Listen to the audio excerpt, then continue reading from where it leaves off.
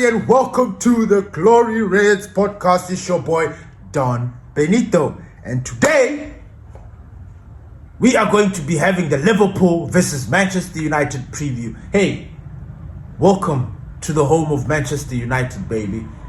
I am super pumped for this derby. Our rival, those Scousers, the other red team. I'm being serious. What's so funny? Those guys. We are playing those guys. We are going to Anfield. Guys, this is the one.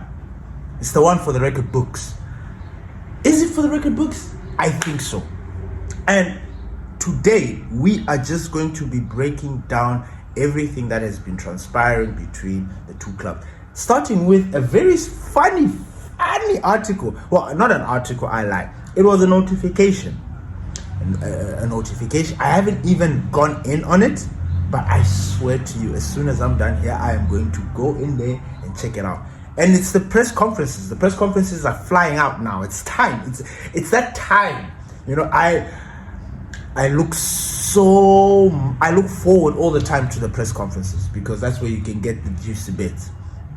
And I saw a notification that just made me laugh because it insinuated, or it was saying that Slot is saying that Manchester United had a better start to the season than, I don't know, I guess Liverpool, or had a better start in general. And I don't know what that is all about. But for me, that is a sign of weakness. A sign of weakness. Look, I am aware everything that is surrounding Liverpool. They are the champions, you know, but apart from them being champions, they spent a lot of money. They spent almost $500 million on players this summer. Isak, Iketike, Wirtz, what? They bought players. Big money. Frimpong, what? They got them in. Everything is looking up. Now, if you guys remember in my Premier League predictions, I didn't put Liverpool as number one. I didn't put them there for winning the title, and I explained why.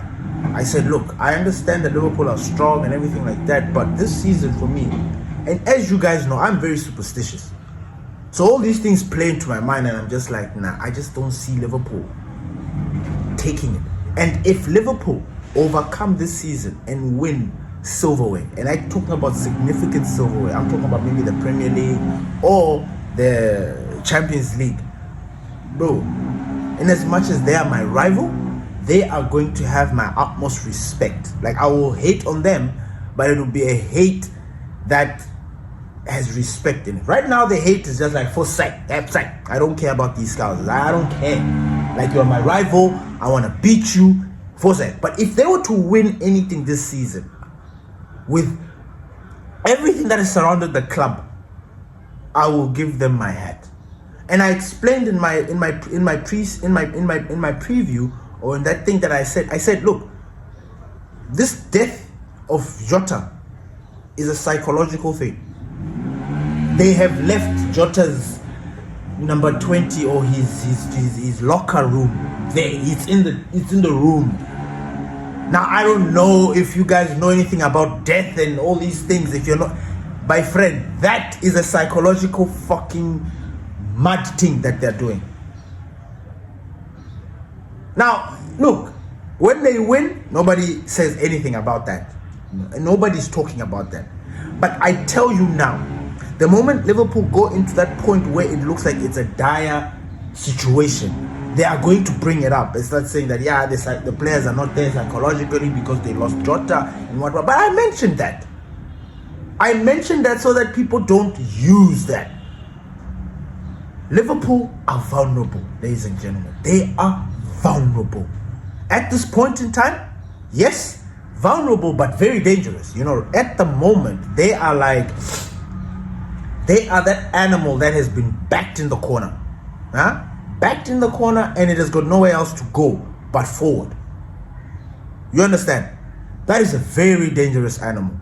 They say the last kick of a giraffe or a horse is the deadliest. Liverpool, I am not saying that they are down and out, but for their standards, they are in a crisis. They are in a very strange situation because their midfield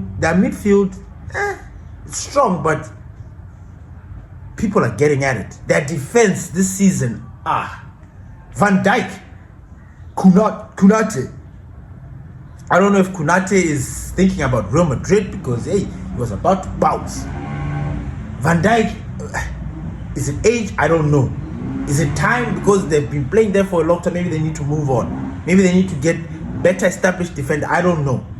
But there is a vulnerability. And remember when Maresca said it in his press conference? It's like there is a vulnerability. And there is a vulnerability. Now, here comes Manchester United. Oh, Manchester United is the team that, are you having a bad day? Do you need 3 points? There you go. We are that team that just goes around dishing out, giving out points. Oh, wait. You have a record, like you have a very poor record, like you've been beaten all this time.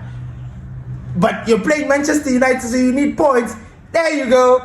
We will go to Anfield and give these guys so much respect. And there's no one in that team that deserves, maybe Salah, maybe Van Dijk, maybe Alisson Becker, maybe Robertson, maybe who?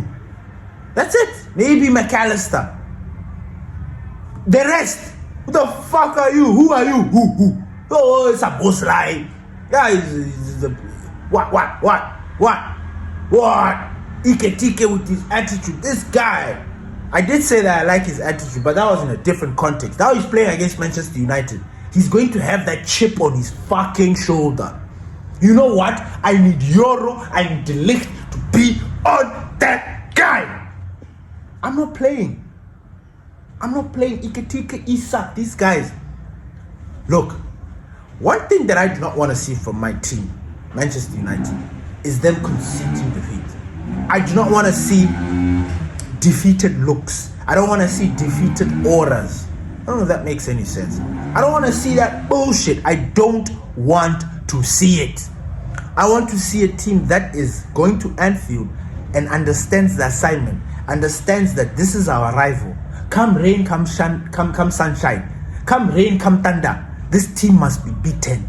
We are not walking away here without any points. That is the mentality that I want to see. And we are wearing white apparently. Every time we wear white and we go to Anfield, we are always mischievous. We're always mischievous. You look last season. You remember the butcher with his header. Some epic moments we've had at Anfield. So that thing, because look, truth be told is over the years, it has been tricky. It has been a very tricky fixture. Liverpool versus Man United, very tricky for us because we have been on the decline. We have been that team that is inconsistent, whereas Liverpool have just been on the ups. You know, there was this consistency. I remember Salah spent a very long time without scoring against us, and when he started, it just opened the floodgates to a point where people forgot. But I remember there were times when they were like, Mo Salah has played I don't know how many games against Manchester United and he has not yet scored. But he got to a point where he freaking scored. I'm looking at Manchester United and I'm like, look, in as much as we look like we are having a crisis on ourselves, but I think we have a better sorted, better structured team. Honestly, I truly believe it. I truly believe it. So I am defiant against Liverpool. I'm sorry, I am not. Usually, when I have this attitude, the boys always do the business for us, and I'm excited to do that. But if they go out there and then pull off another one of those performances where you look at these guys and you're like, wait, what's going on? You look at Bruno is getting frustrated by flies that are just flying into his face. Then there it's taking him out of the game. You know, that kind of thing. If I see that, then I know that it's going to be a problem. But for some reason, I'm just defiant about this. the players that we've got, surely we can cause those guys heartache. Yes, it's Anfield. You know, you don't expect to go to Anfield and get 3 points. No, it's difficult. It's a little fortress that they've created for themselves. But we are Manchester United. We are the Red Devils. We are the guys with the fork. Huh? We are going to Anfield to start poking shit like, hey, get out of there. This is Manchester. Now, obviously, I say this because I'm confident in the team. I'm confident in what we've been saying. I'm trying to create a situation where I'm continuing that momentum. You know? So I am excited about this. I really am. Playing against Liverpool at their house, at their home, they're a little bit vulnerable. You know, it is. I'm up for it. I am up for it.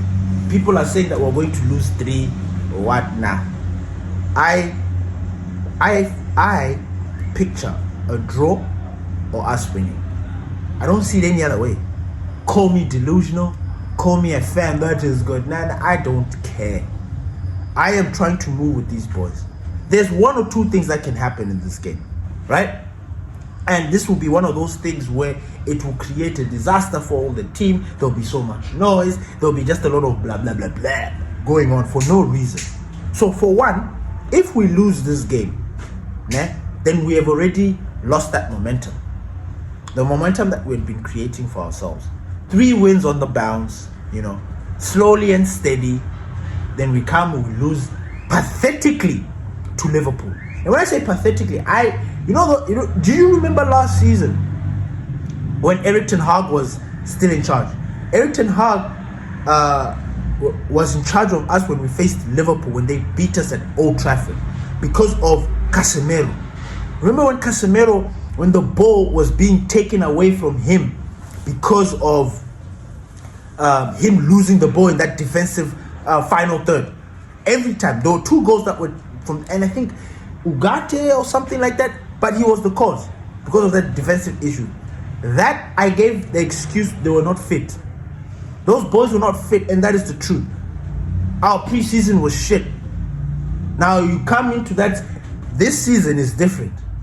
This season, I refuse to accept that these boys cannot go in there. So far, we've played against Arsenal. We've put on a big game. We've played Chelsea. We put on a big game. We played Man City. Man City, that one was very disappointing. I want revenge at Old Trafford for that game. That's just how I'm going to work this season. Because that game, we could have taken it. We could have drawn. There was nothing like it. It wasn't a 3-0 or whatever the score was. It wasn't. So, and then now we're playing Liverpool. Another big squad. So far, against the traditional top 6, we've done okay. 1 win, 2 losses. Oh yeah, we've done okay based on the context of the game. You know what I'm saying? Yeah. But anyway, that is what I'm saying. So I am guys. I truly believe that Manchester United are going to get something out of this game. And the only way we will not get something out of this game is if these guys just pack it in, which I don't understand. I don't see, based on everything that has transpired in our club up until this moment. Then these boys want to go out there and continue taking a piss, not showing up. That for me is something that I cannot accept. You know. That for me is something that I just don't understand. So, yeah. Anyway, let me get into my starting lineup. The team that I think that Ruben Amorim will play. And we'll just chop and change it a little bit. Starting at the back, Lamens. Lamens is our number 1, ladies and gentlemen. Take it. Embrace it. I know some of you are scared because he's new. This is there was something that I read where people were, Lamens will be dropped. And I get it. Emotional damage. Like, you guys are emotionally damaged because you are so used, and I understand, I don't blame you. You're so used to these gaffers giving a chance to one player, he excels. Next game, the guy's pulled out. I know, I get it. But this time around, with Lamens, he starts. So don't worry about Lamens. Lamens will be our number one. Our back three is as usual. Until Licha comes back, De Ligt, Euro, and Luke Shaw. In the midfield, this is where it gets tricky. Because apparently there are 4 players that didn't come to training or some shit like that. I just need to clarify that. But the gaffer will when it comes to his press conference, because he's going to let us know of those players that trained, that didn't train. But as of up until now, Casemiro didn't train, Ahmad didn't train, Bruno didn't train, and I think Delo. There are 4 players. I've been scratching my head about this 4th one, but I think it's Delo. These players didn't train yesterday. And then I read this very strange article that said something along the lines of, what was that? The Ugarte. You know, the way they mentioned Ugarte in the light that they mentioned Ugarte. It's like, look, Ugarte is under consideration for Manchester United recall against Liverpool, as he was involved in training and Casemiro was not. So I'm looking at that. It's almost like I think you guys understand what I mean. He's being considered for a recall. Like this is some national duty kind of thing, where I thought that was standard procedure. You know, I didn't think there needed to be any big deal about, recall, he's considered. Isn't he part of the midfield? Our midfield is not packed. We got rid of, we loaned out, what's this boy's name? Collier. We've got players gone. So we can't sit here and start acting like, you know, so yeah, they made it look like Ugarte is some special, not special. It rubbed me the wrong way. Ugarte is under consideration for Manchester United recall against Liverpool, as he was involved in training and Casemiro was not. Like, you know, the way they put it, it's almost as if like Ugarte doesn't exist. I don't know. Maybe I'm interpreting it wrong. I don't know. But that vibe there, I didn't get it. I was not feeling it, and it was just one of those things. But speaking of midfielders, they were very interesting stories that I read as well. Now, do you remember the day I spoke about James Garner? Please, if you do, please just hit a like. Please hit a like, or just be like, hey, yes. I spoke of James Garner in a fantasy way. I said, look, man, this boy is cooking. He really is cooking. Or maybe it was in the group. I don't know. These conversations, I don't know how. But I know I put it out there in the universe that, look, I wouldn't mind having James Garner back. Especially the James Garner that I'm seeing at Liverpool now. Sorry, Everton. That James Garner, I'll bring it back in a heartbeat. Especially when you look at what we are looking for as a midfielder. Our problem is we do not have that guy that can go boom, boom, boom, boom, boom, boom, boom, boom, consistently. I thought Ugarte could do it. He can't do it. Casemiro can't do it. Bruno can't do it. Kobe can't do it. We are thinking of the people of Baleba and Wharton. Those are the guys who are going to come in to do that job. But James Garner, it's just around the corner. He's doing that job. You know, James Garner is just another one of them that got away. Fantastic footballer. He's got the right attitude, the right mindset. He has got everything a midfielder needs. Everything. And to add some sort, he has got bite in his tackle. He's a typical, proper English midfielder. I would put him in the same category as Gallagher, Anderson, you know, these combative midfielders, Jacob Ramsey, you know, he's that guy. And we have him right there. Now, apparently Manchester United are watching, you know, keeping tabs So I'll read to you what they mentioned. United are aware of James' situation. They always keep an eye on academy graduates, and he is playing very, very well. James Garner is doing the business for Everton. I'm sorry, he excites me. And if we were to bring him back at Manchester United, hallelujah, he's another one. Now you're gonna ask me, is he those type of players that can take us? Yes, he is. Just as some of you just don't pay attention to certain players, but Ghana got that thing. The second midfielder that we need to talk about, and there's a big topic that we need to get into. It is Shea Lacey. We have already seen Shea Lacey play, ladies and gentlemen. That boy in the midfield, he's doing the business. We have seen it. We've seen it in pre-season. We've seen it in certain games. It hasn't been too much, but we've seen him, and we know the talent that this boy is. Now, reports are suggesting that Ruben Amorim is enthused by the version of Lacey that he sees. He's having regular one-on-one discussions with him during training. There is a genuine desire to put him in the best conditions to succeed at Manchester United. Here's another thing. Ruben Amorim is not giving him princess treatment. No, he doesn't get special treatment. He's being treated just like everybody else.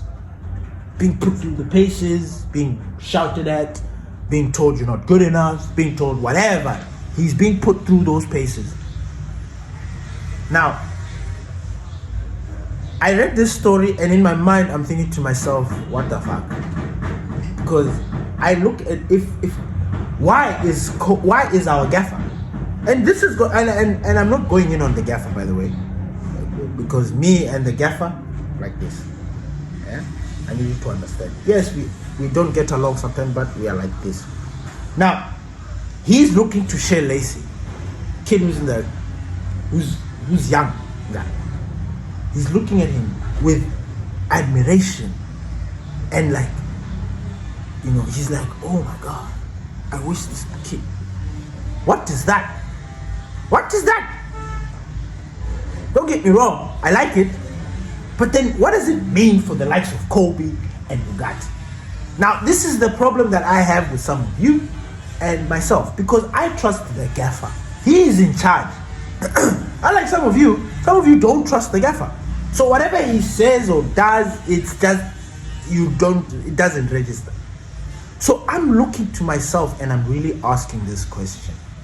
It is not a clickbait. It's not. This is a genuine call for concern. If we are going to go for Shea Lacey, then what the fuck is Kobe Manu and Bugatti? What are they really doing? Honestly, what are they doing at Manchester United? Because we keep on talking about the gaffer not putting them in, right? And then we create this narrative and this story around that, and we're like, hey, it's the same thing that we did with Erik ten Hag when he did it with other players. Mourinho, every time a manager picks a player, we always have a problem with it. But we never understand the decision, or we never try to understand or try to crack down why a certain player was not picked. Now, for me, that is something that I do on a constant basis. Like, if I know you deserve to play and then you don't play, I try to break it down in my head as to why. I'll go on the internet, I will scour to find stories. Maybe you bumped the gaffer. Maybe you told him to, one of those, whatever. Maybe you did something. Then I'll be like, okay, maybe this is it. Or then I'll, you see like Jadon Sancho, for example, right? I'm looking at this situation with him and this little scandal that's going on. And I'm thinking to myself, Jadon, you wanker, you refused to find a club, right? You refused to find a club. You dilly-dallied, wasting our bloody time trying to negotiate salaries with teams and being a fucking princess, like wasting our time. We could have gotten players if we had sold you long time soon enough. But no, you are refusing to take pay cuts and all that bullshit because you are trying to maintain a lifestyle that, by the way, has put you in the spotlight with bullshit, nonsense. I am so glad we got rid of Sancho. You guys have got bye. You guys will be saying, "Oh, Sancho, full sack, full sack." So that's what I'm talking about. So I don't understand why we go in on the gaffer when he doesn't pick a player. Why can we not ask ourselves, why is this player not being picked? Now that's something I've been doing for a long time. Now I'm looking at this and I'm looking at Kobe and I'm like, bro, are you doing everything right? Like, are you ticking all the boxes? Like, are you like for real?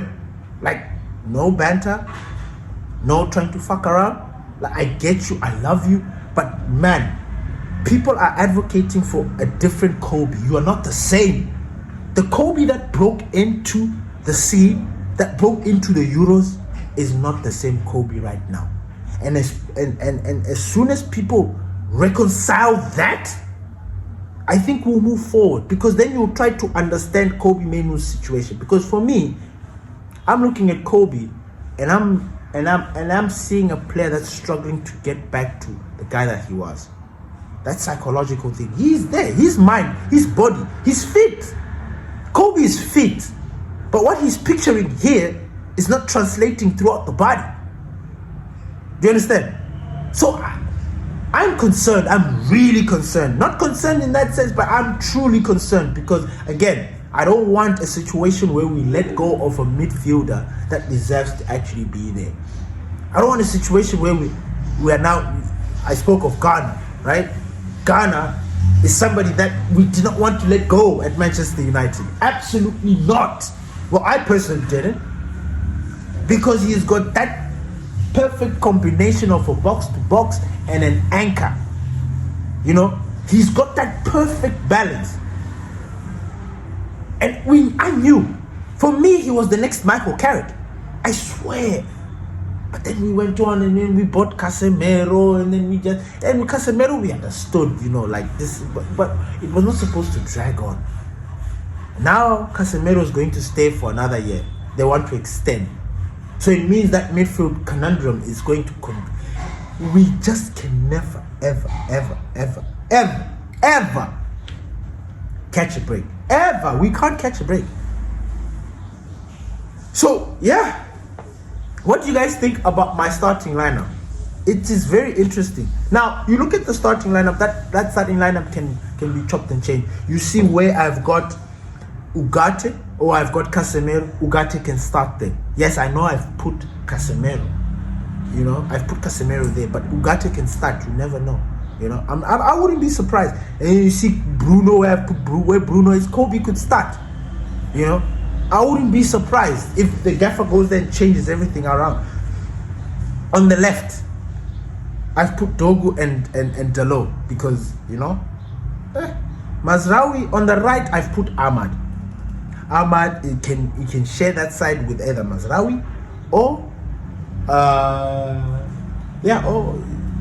only Mazraoui. Or Dalo, sorry, because, you know, it can change, but I don't know. Up top, Brian. This side is where I'm not confused now, because I've got no problem with our number 10 position being overstacked. The options that we have in the attacking front line is scary, and to think that you can bring in a player like Cunha or Mbeumo or Mount in as substitute is a big up for me. So here, that front three, look, have yourself, like, do your thing. I read somewhere, I read a little article, because I'm always reading. It was insinuating that Cunha might not start this game.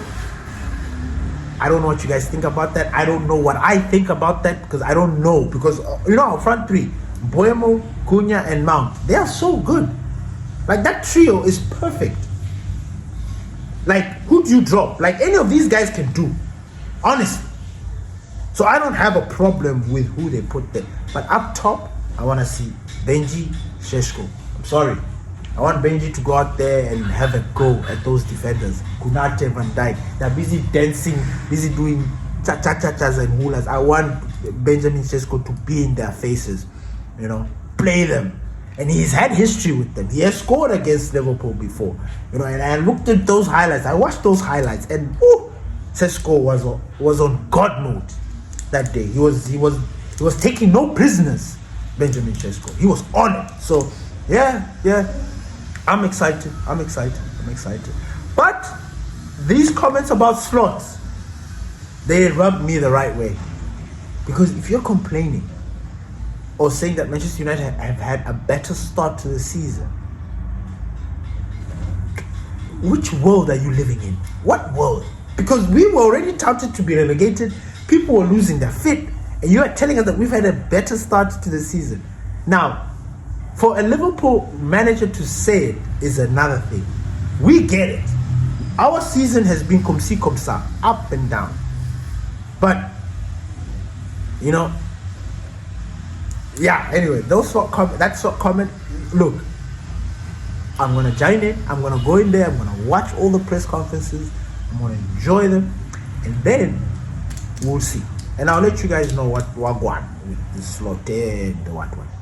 Thank you, everybody, for listening to the Glory Reds podcast. It's your boy, Del Benito. Please don't forget to subscribe. Please share the video. We are begging you. Share this video. Let us grow. Help us grow. Please don't forget to smash the notification bell and be ready for any Manchester United news from Glory Reds. This was the Liverpool versus Manchester United preview by Don Benito. Peace.